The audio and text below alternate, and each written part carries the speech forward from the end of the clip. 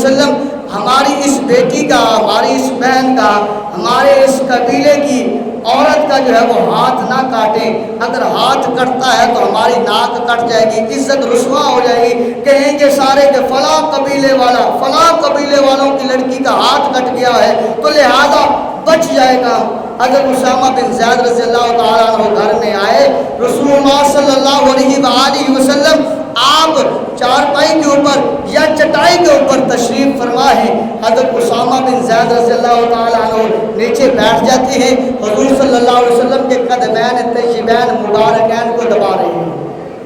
بلند آواز سے کہہ دیجئے سبحان اللہ۔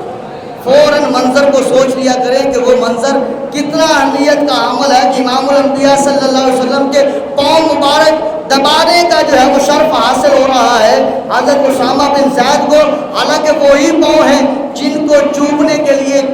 لیے کافور کی ہونٹ رکھنے والے، کافور کی عزت رکھنے والے جبریل امین علیہ السلام آ کے چوما کرتے۔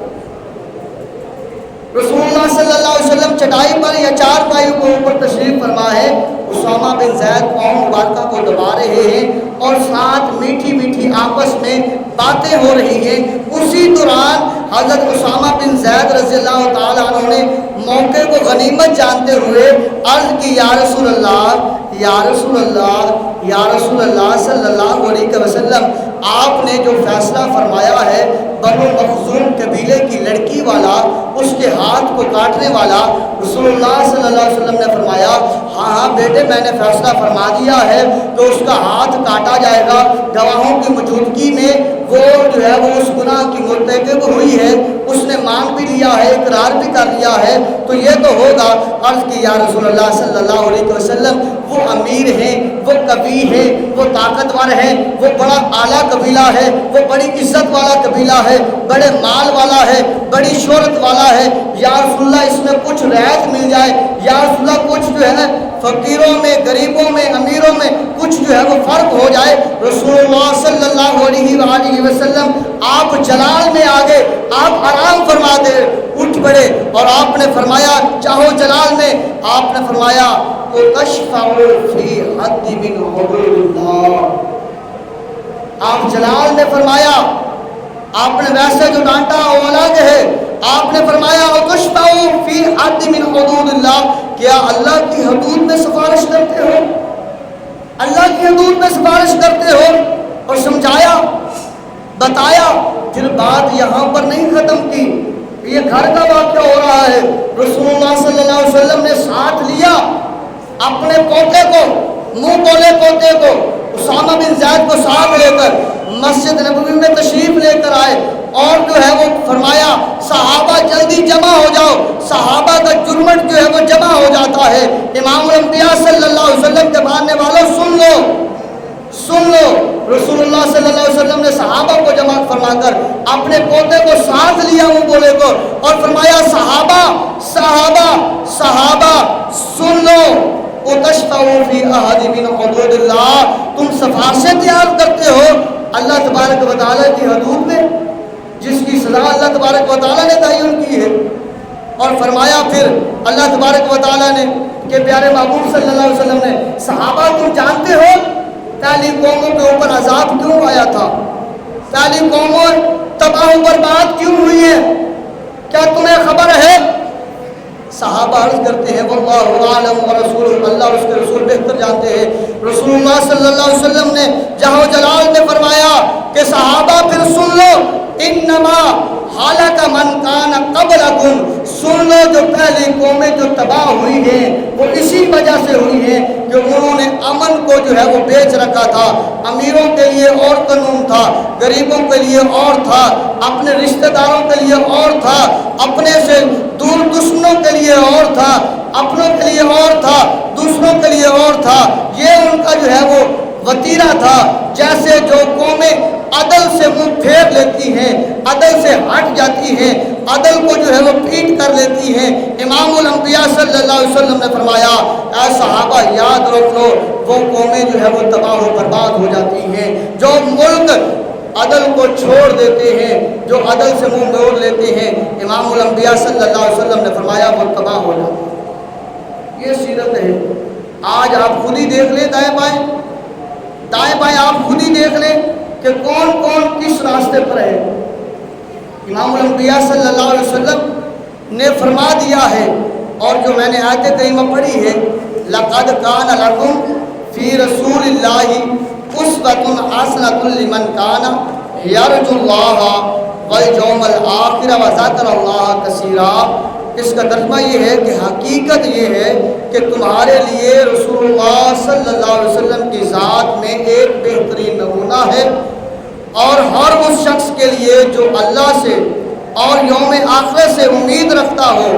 اور کثرت سے اللہ کا ذکر کرتا ہو۔ اس سے پتہ یہ چلتا ہے کہ محبوب علیہ الصلوۃ والسلام کی زندگی جو بہترین نمونہ ہے، اگر آج بھی ملک پاکستان کے حکمران یا ملک پاکستان میں رہنے والے ہم جیسی عوام امام الانبیاء صلی اللہ علیہ وسلم کی سیرت پر اپنے آپ کو ڈھال لیتی ہے، اس مطابق چلاتی ہے، تو پھر استحکام پاکستان ہوگا۔ یہی ہماری ذمہ داری ہے، یہی ہماری ذمہ داری ہے۔ امام الانبیاء صلی اللہ علیہ وسلم، ایک اور واقعہ، بس ٹائم تھوڑا سا اوپر ہو جائے گا، سن لیجئے کہ حضرت عمر بن عبدالعزیز رضی اللہ تعالیٰ عنہ کا دور خلافت ہے، آپ کا دور خلافت ہے، آپ نے جو ہے حاکم مقرر کیا۔ یہ کتاب جو ہے کتاب الاموال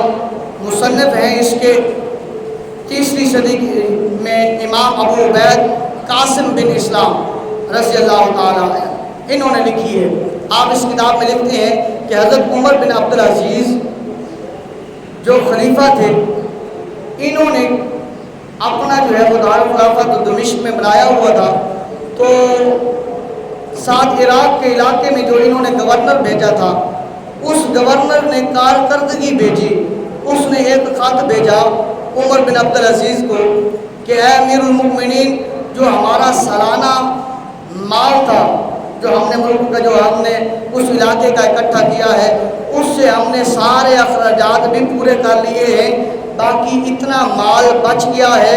آپ حکم فرمائیں اس مال کا ہم نے کیا کرنا ہے۔ بات کو شارٹ کر رہا ہوں، گورنر عراق کا ہے جس کا نام ہے عبدالحمید، جو اس وقت کا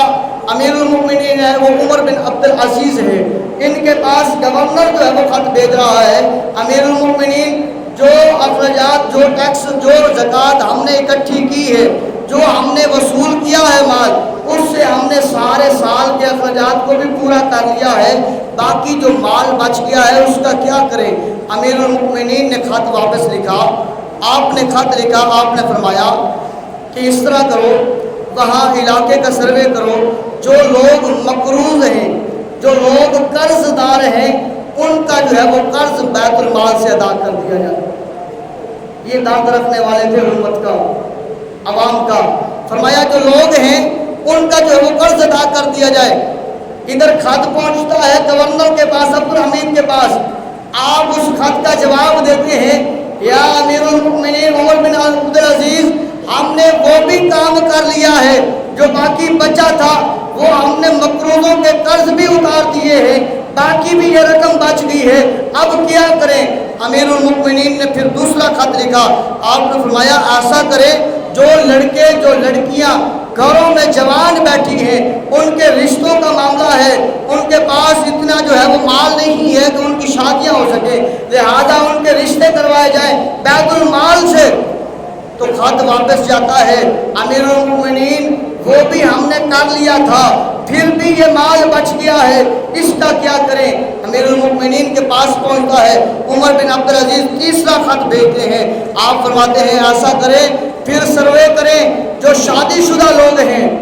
جو شادی شدہ لوگ ہیں، غریبی کی وجہ سے، بدحالی کی وجہ سے انہوں نے اپنی بیویوں کا حق مہر نہیں پورا ادا کیا، تو لہذا بیت المال میں سے ان کا حق مہر ادا کر دیا جائے۔ امیر المؤمنین کا خط گورنر کے پاس پہنچتا ہے، آپ واپس جواب دیتے ہیں، اے امیر المؤمنین، وہ کام بھی ہم کر چکے ہیں، ان کا حق مہر بھی ہم ادا کر چکے ہیں، اس کے باوجود بھی یہ بچ گئے ہیں، اب کیا کریں۔ امیر المؤمنین چوتھا خط واپس بھیج رہے ہیں، آپ نے فرمایا پھر ایسا کریں،